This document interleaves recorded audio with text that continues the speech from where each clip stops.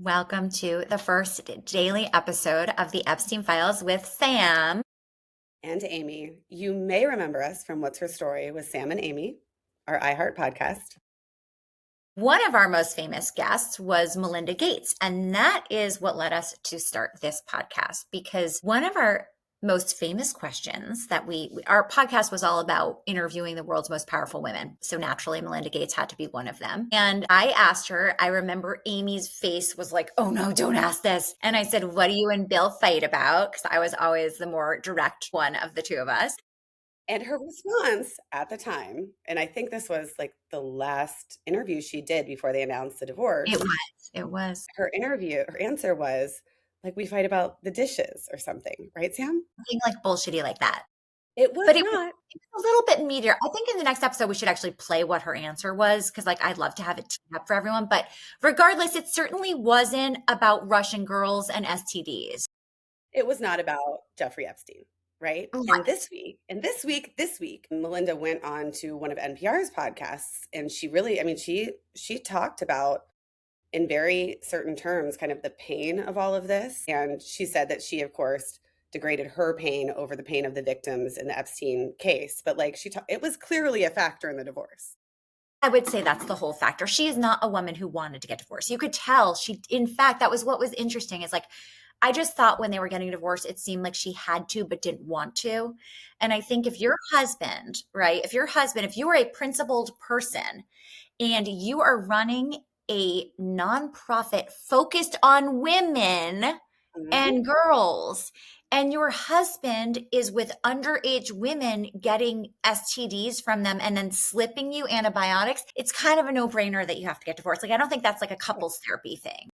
Right. There's not something that can really be fixed. And so Sam and I were talking about this. And, Sam and I are both very curious people, and we come from backgrounds in journalism and law.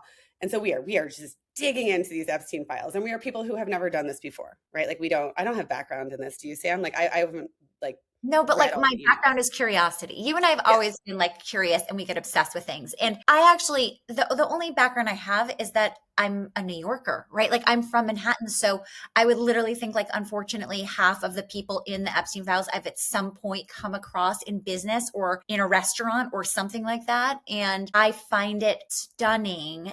And I think the reason we're starting this podcast is because we thought it would be fun every day, just because we're normal people who are just as curious as you are. And every day our jaws are on the ground just like yours are, but we're not getting any inside information. We're not breaking news on this podcast. We are literally just like aghast at what has happened and also just trying to sort through it all.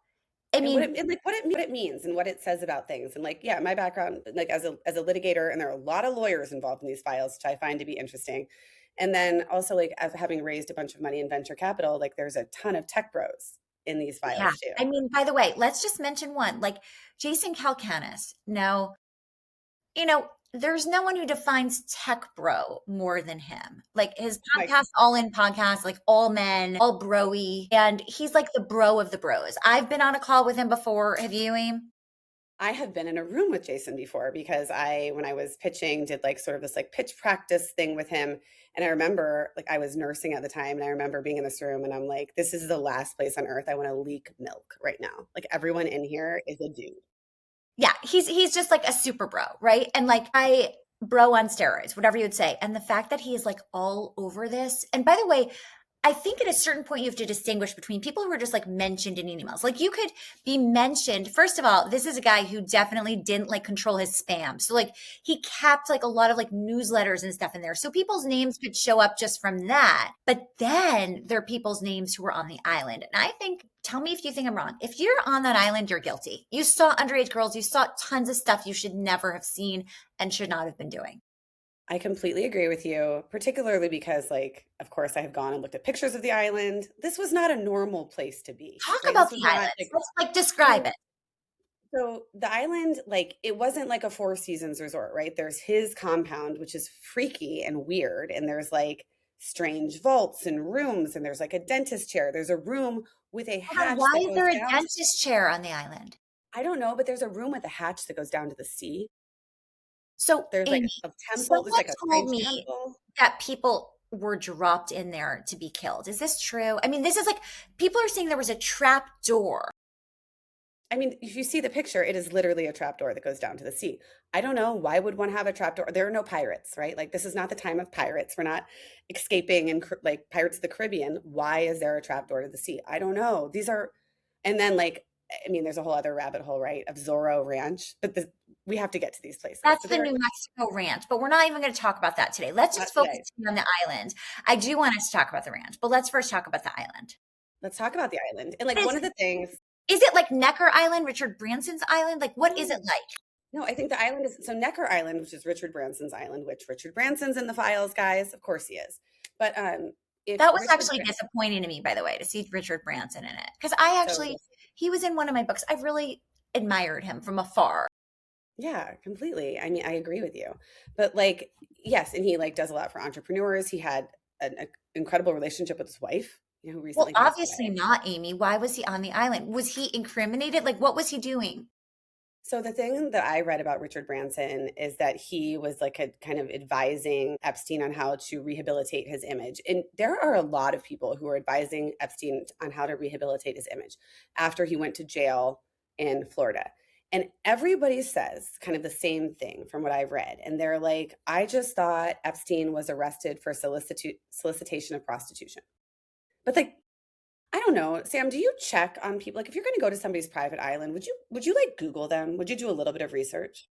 Would Now I you? would Google and chat GPT them. But here's the thing, Aim. Okay. One person, when you just said his reputation, one person that stood out to me in the files, I don't know if you know who Peggy Siegel is. If you've spent any time in the Hamptons or New York City, you know that Peggy Siegel hosted the most exclusive movie screenings. Her emails, and she never struck me as that warm. I think I went to one or two of her screenings once. Her emails are so outrageous to Jeffrey Epstein and so kiss assy, and it's like she was so into Jeffrey Epstein and she was always talking about what would rehabilitate his reputation. Every email, tomorrow I'm going to read one of her emails, but it is just it's gross. Like full on you are complicit in whatever this was. So like your Peggy is my Catherine Rumler, Please don't call who her my Peggy. Let's just be clear. sorry, she's not your Peggy, but like to, I mean, I tangentially know who she is, but the person that stuns me the most in the emails is Catherine Rumler, The who, Goldman woman. The Goldman yeah, woman. Oh my she's the God. top lawyer at Goldman, but she was one of Obama's top lawyers at the White House. And yeah, yes, yes, yes. And she has always maintained kind of like she was just like had this very surface professional relationship with Epstein, and that is a fucking lie. I mean, these emails are they show an incredibly close relationship. She's asking him for advice on things, he's asking her. The minute she was awarded like the CIA Medal of Honor from John Brennan, she immediately emailed Epstein. Like it's really weird. And what stuns me is that she hasn't said anything. And Hold on. She is still the chief counsel of Goldman Sachs today. top lawyer, top lawyer. I mean, Wow. there's an email that like everyone's talking about today that kind of like it's a like she was accused of like a misery affair. I don't like she's accused of this. She was just accused. So this was from today's New York Post. She was in there because she was having a long-term affair. Is his name Reed Weingarten? It's Wait, that's Jeffrey. who she had an affair with? Yeah, I Jeffrey don't know. Epstein's Oh lawyer. my She God. had an affair with Jeffrey Epstein's lawyer and his wife. I think her name was Cheryl Gould. She wrote to what's the Catherine Goldman's woman? Rimler. Catherine Rimler. Catherine. She wrote to Catherine saying basically the affair's over, stay away from my family, I'm sorry for you, etc.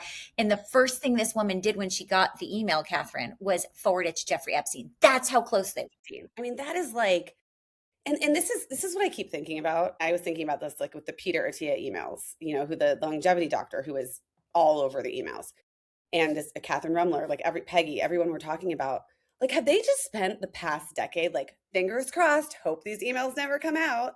Like how do they Right. how that they would have to like go through life thinking like I might be exposed for this, but I'm just going to say fingers crossed, hope I'm not. The DOJ is keeping it all secret for now. Like how would Do you you think there's like a sense of relief almost? It's like almost like a murderer who is hiding their murder their whole life and they're just waiting for the police to come. Like that must be what this is like. I mean, But they no, I must. don't think it is because they are all denying. They're all like maintaining, well, I didn't really know him well. It was just professional bullshit. Like my eyes do not lie. right? Like Yes. this happened. And I like, mean, I'm sorry, this I is, don't I, have, I don't even fully understand, Amy, and I would love for your legal perspective. Like, why? So we have access now to every single email Jeffrey Epstein ever received or sent, we correct? But there's think, all these also redacted emails. So, like, what are the redactions? Like, I don't understand exactly. so the redactions are there for a few reasons. One of the redactions should be there to protect the names of the innocent victims, right? Like that is like at a base level. And the DOJ screwed that up royally, right? And to the point where victims are just demanding that the DOJ take the emails down and fix the redactions because their names, their photos, I mean, it's really horrifying for the victims, right? But then there are these other redactions that you're like, what in the hell is this redacted for? First of all, like a lot of the DOJ attorneys' names are redacted, which makes no sense to me because these names are in public filings. And like the DOJ attorneys don't have like some like expectation of privacy. I don't know why their names are redacted. And then there are names that like it is very confusing to me as to why they're redacted. For example, there's this one email, we can try to find it, where they're like Epstein's emailing someone and he's like, I loved the torture photos. What? Or there's in the name of the person he redacted, or there's another name redacted where Epstein, someone's emailing Epstein and they're like, youngest girl was so naughty last night. Who emailed Epstein that? Or there's another email where God. the other person is redacted and he's like, you have my permission to kill him. And I'm like, why are these names redacted? I don't understand. It doesn't make any sense to me. It's beyond the pale. And I also think like, I don't know. At this point, Sam, like when I read these emails, when I look at everything, like first of all, it's clear to me that Jeffrey Epstein was not a hedge fund investor. I mean, that like if he were a hedge fund investor, we would have lots of emails around investments. He is Can we not that. talk about his emails for a second? First of all, his email address is very odd, He right? has like Like, 10, he has like 6 or 7 email addresses. okay, but like read some of them to us because they're like super weird email addresses. There's like JE vacations or something, like some Yeah, like weird like that's supposed to be some like, is that like attributing things to his island? Is that like I'm all about fun and vacation? Like, why does he have that email? I don't know, JEE vacation. So his initials are JEE. He Okay, so has what are the other emails? he has like EC vacaton, like it's spelled incorrectly. Like He has Vatican? Like I don't Vacaton, even like understand. Like I don't know, what Vacaton. I don't that's know. again an allusion to like he's alluding to the vacation again? Yeah, Like I guess so. so why do you think Jeffrey Epstein has all these people on his island? Is it because he's trying to network for his money management or what is he doing? I mean, I listen. Okay, this is I have no idea if what I'm saying is true or not, but like I do think that Epstein was either intelligence or like an old school fixer for very powerful people, where he got them things and people wanted things and people that powerful people wanted to keep in the dark. And that could be, raping underage girls, that could be drugs, that could be, weird experiences, right? Like I don't know, but And he things that never people had wanted to do in kids. Is that private. correct? He never had kids that As we far as know of. we know, he never had kids, right? Okay. Like we never, yeah. So, and as far as we know, he was never married. But there are And so why many, are all of these presidents and now let's talk about Hillary and Bill because I mean suddenly today out of nowhere for the first time I think in his life Donald Trump said something nice about Bill Clinton today. Like there's a video where he's like, I feel kind of badly for Bill Clinton. Like, what is happening? Is it because he's relating to the fact that Bill and Hillary are testifying about Jeffrey Epstein? And if they're testifying, he might be next? I mean, I don't know. I don't know, but I do know that like the Clintons are the most like savvy political animals of our lifetime. And if they're going to testify, like they know what they're going to say, like, and I do think like, I think there's some exposure there. Like if you look at the emails, like Bill Clinton was on the planes and people say if you were on the planes, you knew, right? I mean, but you look at like Melinda Gates, what she says, she met Jeffrey Epstein and she knew he was dark. You and I know when you come across someone and you're like, there's something Right. A deeply, friend of mine today wrote me saying he'd met him and immediately knew he was creepy and never yeah. saw him again. I mean, I also think this, in a way, this also speaks to the fact that you are responsible for your network, right? I think people forget that we Mhm. are the company we keep. And if you are surrounding yourself by people who are doing illegal things, you are complicit in their behavior because you've never called them out. And I personally think there's so many people that look around them and think, "Oh, that's not my problem. That's their family's problem. That company's problem." But if you see it and aren't saying anything, you are guilty. And it's the same thing. Like I think about it a lot in the terms of the lawyers. Like this is your professional networks too, right? And you're like, well, everybody needs a wealth manager. Everybody needs a lawyer. Sure, they do, but you don't have to be that person. Like, Exactly. and the fact Exactly. that like these people chose to be says everything we need to know. And we know the top lawyer of Paul Weiss, Brad Karp, just stepped down. That Like, one and was again, a shocker. I mean, Paul Weiss, like the most white glove law firm and so well respected. And what does it feel like today to be a Paul Weiss attorney? Like, I are mean, you I just don't know. ashamed and heartbroken that your leader is this creep? I Like, mean, I don't know. Maybe. I don't know. But like, listen, Sam, I live in Columbus, Ohio, right? Les Wexner. I know, I always loved Les Wexner. He was one of my friend's mentors. Like, I always admired him. I mean, but like he is, Tell everyone who he is, Aim. Tell so everyone who he is. Les Wexner founded The Limited, Victoria's Secret, Abercrombie and Fitch, like the L brands. And he is a billionaire and he is, I think, like the largest philanthropic donor to causes throughout Columbus, Ohio, including the Ohio State University, including our hospitals, including our cultural institutions. And my take on Columbus's response to everything has basically been like, well, move along. I mean, that's the response, right? It's, is it just because like he's given too much, because he's too powerful, because he's too important? I don't know, but it's to me, it's just absolutely shocking because if that's our reaction to someone who we know transacted in the hundreds of millions of dollars with Epstein, if that's the reaction, whatever, like it's a joke. Like that's what this is why this matters to me so deeply. Because the rule of law only exists to the extent we are willing to enforce it. And if we know that all of these billionaires and very powerful lawyers and people interact with personally with Epstein and must have known what he was doing, and we are like, okay, you get a pass, what's the point of it? The way, What's okay, so this brings me to my next question, which is like we step into, let's say, the main lunch place in Palm Beach today.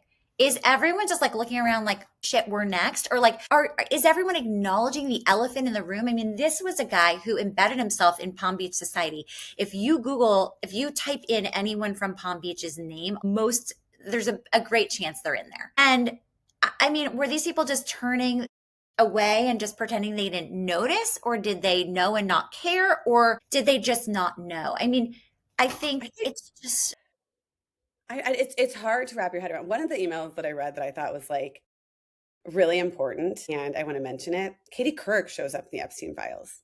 I don't know. Do you know this, Sam? no.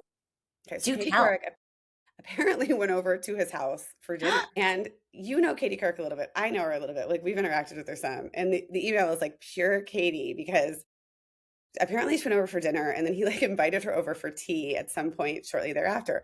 And her message back was like, fuck no. But in a Katie Kirk way, she's like, oh, thank you so much. The conversation was interesting and the lasagna was rocking. I'm busy. And then it was like, that's it.